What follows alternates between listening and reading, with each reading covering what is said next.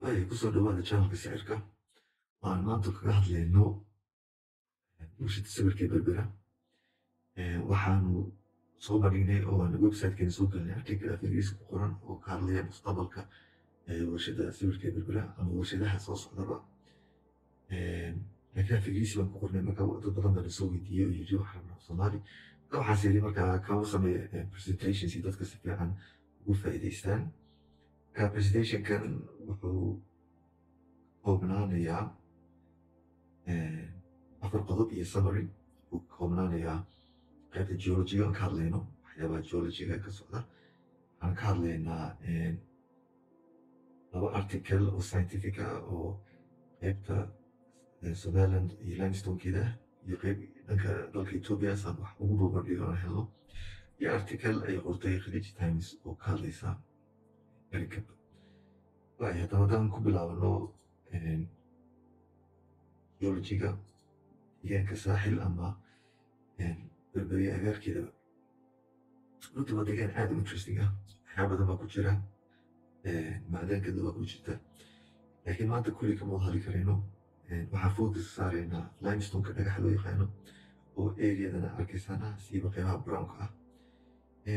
dadka laakiin aad waxay u xiiseeyaan linkan cas oo ah basement rock, oo ah dee dhagaxa ay biraha ku jiraan oo dhan sida dahabka iyo kobarta iyo leedka baasha loo yaqaano iyo macdanahaas oo dhan, yani metalska la yidhaahdo ay ku jiraan.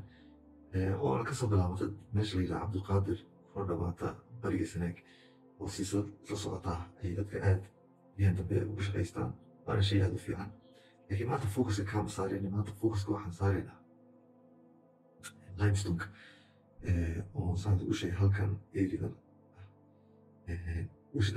wadada halkaasay martaa. marka wadadaas saad ogtiinba ayay u dhowdahay oo marka waa isla areadaas. dadka badan waxay isweydiinayaan koley marka la arko moolkan maxaa sawirka hadduu saa u badan yahay oo meel walba ku jiro oo saas meel u yaalo, maxaa focuska loo saaraya areadan oo marba lagu dul wareegaya. waana waxyaabahan ka hadlayno hadda. marka aan ku bilaabnaba articleka khusayso arrinkan ama su-aashaas oo ah article ay qortay jaamacad ku taalla danka Czech Republic. qofkii rabana dee wuu u geli karaa internetka. ciwaanka ama headline-kana waa kaas, qofkii raba akhristo. mana akrinayna kulligiisa in yar oo anaga nuqasiisa maanta unbaan sawir qaadanayna. marka meeshan aan calaamadeeyey waxaa ku qoran limestone has high content of about 96% weeyaan. dabceedu waxa weeyaan yani waa almost 100% waa saafi. waxaa la socdana wax yar oo clay minerals ah iyo in yaro quartz. marka yani impurities yar baa la socda waxay yidhahdaan, ama wasakh yar oo hadhow u baahan in la process gareeyo, laakiin inta kale waa saafi. taasina waxay markaa ka jawaabtay su-aasheed maxaa limestoneka meelaha kale looga dayno waayay. sababtoo ah meelaha kale waxaa dhici karta inuu ka hooseeyo levelka. weliba waxaa arkaysaa hadda akhrisan articlekan in 96ka loo haystaba inuu yahay medium purity, medium dhexdhexaad mooyaane hadduu 96 yahay wax ka fiican baa markaa la rabiba xitaa.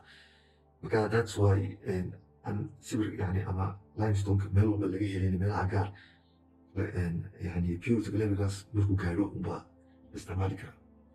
areadaasna waxaa ku jira waxyaabo kale sida shell iyo dhagxaanta kale loo baahan yahay sida quartzka nadiifta iyo waxyaaba badan baa ku jira. markaa lagu daro gadaal lagaga daro sawirka waa dee sawirka kulligiisba maaha limestone maaha, waxyaaba kale lagu daro. okay, articleka wuu dheeryahay waxyaaba badan interesting dadka xiiseeya geology-ga waxyaaba badan interesting ku jira, laakiin anaku maanta waxaan rabnaa waxyaabaha dhanka dhaqaalaha ah inaan ka wada hadlo ama aan soo bandhigo. okay, maxaa kaloo interesting? waxaa interesting ah national cement consumption was estimated to be about 250 metric tons in 2012. yani 10 sano ka hor inka badan isticmaalka sawirka ee Somaliland wuxuu ahaa 250,000 metric ton. nambaradan xasuusnaada isku daya xasuusnaadaan waayo waa muhiim hadhow markaanu isbarbardhiga sameynna ay muhiim tahay sidee marka 10 sano ka bacdi maxaan ku xisaabin karnaa ilama hayna dhigta year by year ma hayno. marka dolba ka dhig hadda 500,000 ka dhig isticmaalka maanta. xasuusnaada numberkaas 500,000 weli buu ka badan yahay haddii la eego dee isticmaalkaa sida dekedaha la dhisay iyo wadooyinka iyo waxyaabahan hadda dee dhismayaashan faraha badan iyo marka lagu daro kulli wuu ka badan yahay laakiin double baa nooga dhigisay yani aanu wax number aan haysano ku socon. Okay, again article dheer waxyaabada buu ka hadlayaa dadka jecel geologiga chemicalka way akhrisan karaan waxyaabada baa kusoo baxay interesting ah. laakiin haddaan tagno summary-ga qaybta ah hoose waxaa ku qoran from the chemical compositions point of view the tested limestone is suitable for cement production. markaan baadhnay yani waxaa ku jira limestoneka waxaanu aan baadhnay inuu ku habboon yahay wax soo saarka. waana ogeyn hore waa ogeyn warshada waxay warshada hore u shaqayn jirtay marka intii aan ogeyn bay nooga celin laakiin fiican tahay in la sameeyo yani analysis noocana iyo mataqaanaa loo soo jiito investorska. Okay, taasi waxay qaybtii Somaliland qaybta Ethiopiana banayaro eegno waxyaabaha laga qoray iyadoo laftigeeda wax lagu sameeyey research aad u badan ama baaxad leh sababtuna waa taqaanti kullaba Ethiopia waddan weyn oo isticmaalka sawirka aad u isticmaala sida nidaamka la dhisay iyo mashaariicda kale ee waaweyn ee dalka ka socda. laakiin artikelka laftigiisa waxyaaba badan oo interesting ayuu qabaa oo mataqaanaa aan u baahanahay inaanu kala baxno waxaa ka mid ah isticmaalka sawirka adduunka marka la eegayo. The total cement production in 2020 was about 4.1 billion tons baa ku qoran. adduunka yani 3 sano ka hor wuxuu soo saaray 4.1 bilyan oo tan. 4 bilyan halfkeed 2.2 waxaa soo saaray China lageeda halkay Indiana soo saartay 340 milyan oo tan waxaana ku xigtay Vietnam oo iyadana soo saartay 96 milyan. waxaa kaloo qosol ah oo halkan fiican in yani la highlight gareeyo in Africa wax soo saarkii adduunka 5% ay ku lahayd 5.1%. oo haddaanu de maatio dhaqsaa isticmaalno yani 4 bilyan 12% waa 400 milyan 5% marka macnaheedu waxa weeyaan waa 200 milyan oo tan ay Africa oo dhan soo saarta. waxaa yani ka badan India oo 140 milyan yani oo tan oo yani plus yani ka badan soo saartay. طبعا خصوصا يعني افريقيا يعني وليك يعني هيك الربي لكن ان شاء الله افريقيا ويقولوا دوntها مستقبلك وانا لها يعني دخلها يعني مستقبلك runtii aad inaan ugu hayo marka insha allah waan guulaysan haddana afrikaan yaa la warwarin waayahay. halkan ku qoran waxaa ku qoran Ethiopia is one of the largest cement producers in sub-Saharan Africa with a production capacity of more than 13 million 14 million tons per year يعني. laakiin numberkaasi dadka dee si dabeecan u socda Ethiopia waxay yidhahdaan waa number hore oo runta sheegeen in reality wuxuu marayaa 6 milyan bay dadka yidhahdaan waxyaaba badanna way u sameeyaan yani warshadihii kala duwanaa oo aan lagu sameynin dib habeen iyo qaar meesha ka baxay. haddaan eegno halkan oo kale warshada ugu weyn Ethiopia waa ta Dangote cement waa ninkan Nigerianka ee يعني بليونيرka ayaa iska leh shirkadda Dangote la yidhaahdo. waxayna soo saartaa 2.5 milyan oo tan sanadkii. dhowr xabaa ku xiga oo kala duwan warshado kala duwan.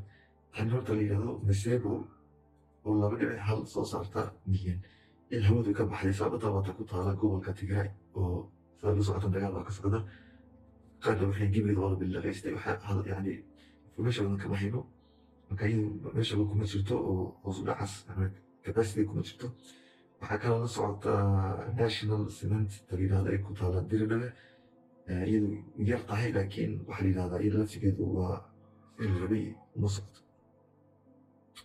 marka haddaan eegno guud ahaan waxay soo saaraan warshada kala duwan watan Dangote Erba Masebo Mukhtar Mukhayr National Habasha iyo qaar kaleba waad arkaysaan. tani kuma jirto sanadii uu sheegay waa tii meesha ka baxday laakiin hadda warshadan la dhisayo ee shirkadda MSG ay dhisayso oo 1.9 ah milyan tan sanadkii waxay ku dhowdahay tan iyo Tigray ay ku dhowdahay wax soo saarkeedu. haddii gruubkan kale iyuna hadda raba inay soo saaraan ee la yidhaahdo Berbera Cement Factory Group iyuna waxay leeyihin waxaan soo saarnaa ilaa 700,000 oo tan haddii la isku darana waxay noqonayaan 2.6 milyan oo tan. gadaal waxaa iska eegaynaa laakiin hadda waxaa rabnaa eegno nambarada Ethiopia ma aragtaa dhowr warshado waaweyn baa ku yaala qofka jecel inuu processka sida loo soo saaro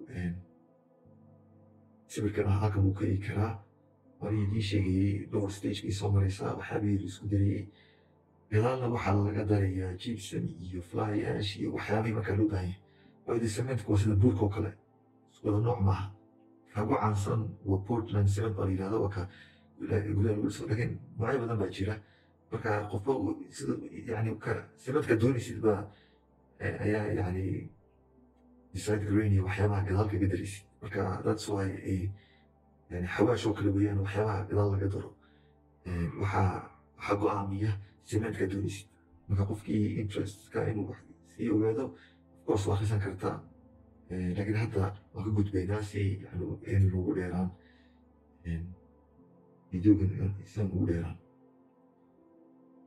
okay marka waxaan ku xigeysiinaynaa raboorkii la qoray ay journaalka yidhahda Khaleej Times oo aad ka helisan internetka haddaad baadhaan artikelkan waa article aad u dheer oo runtii isku soo noqonaya waxyaaba badan isku yara qasaya laakiin haddaan anaga meesha khusaysan kala soo baxno horta number one waxa weeye shirkadda dhisaysa waa Sinoma la yidhahdaa waa shirkad Chinese oo caalamiya oo meelo badan wax ka dhistay oo shirkada ugu weyn adduunka ku jirta shakina ka mid jira yani qualitygeeda yani warshado badan oo sibidhi soo dhisan dalka Ethiopia sida dirdhabe ee hadda la dhisayo iyo dhisaysa marka warshad caalamiya laakiin anaga taa dhisaysa Somaliland iyadoo subsidiarygeeda ama ka hooseysa waxaa la yidhahdaa Tianjin Cement oo ka tirsan markaa Sinoma Group haddaan idhahdo taasaa dhisaysa markaa iyadoo warshada okay maxaa kaloo ku qoran articlekan waxaa ku qoran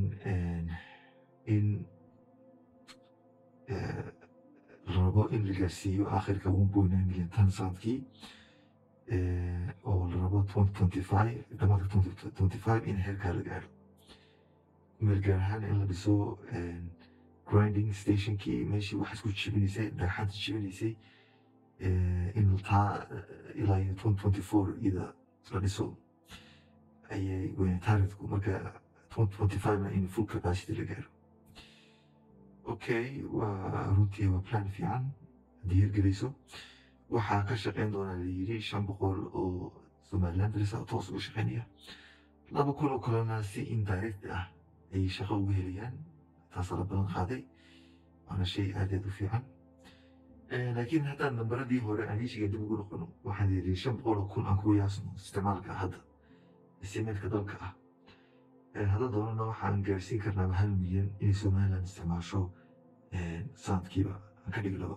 si aanay number yani conservative ama isku haleyn ah aan ka duulno waxaa meesha ka soo hadhaya 900,000 oo qoladan MSG ah iyo qoladii kaadi dhiso iyaga laftigooda maaha in la yareystee waxay ballan qaadeen haddii dhisaan warshadii ay sheegayeen 700,000 ahayd meesha waxaa ka soo baxaya capacity saa'id ah oo ah 1.6 milyan 1.6 milyan tons a year oo saa'id ah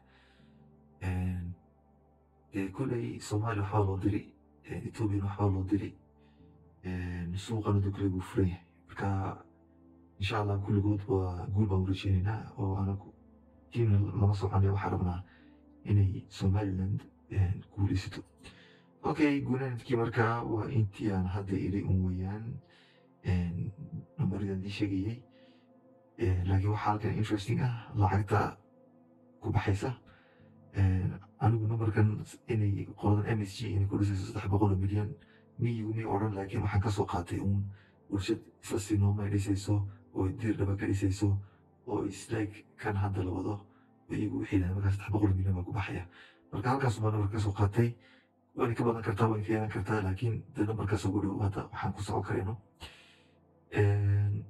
qoladan kale ee Dollar Cement Factoryna iyo waxay yidhaahdeen 100 milyan $100 million baa naga baxay yidhaahdeen iyagoo horey u sheegeenba marka haddii isku daro labada mashruuc waxay noqonayaan 400 milyan oo dollar marka la isku daro oo marka haddii loo barbardhigi karaba maalgashigii dekada berbera 400 milyan ah taa waxay ku tusaysaa dalka inay lacag taalo weli la fahmin shacabka ama dadka maalqabeenta yani weli fahmin yani meesha lacagta ku jirto.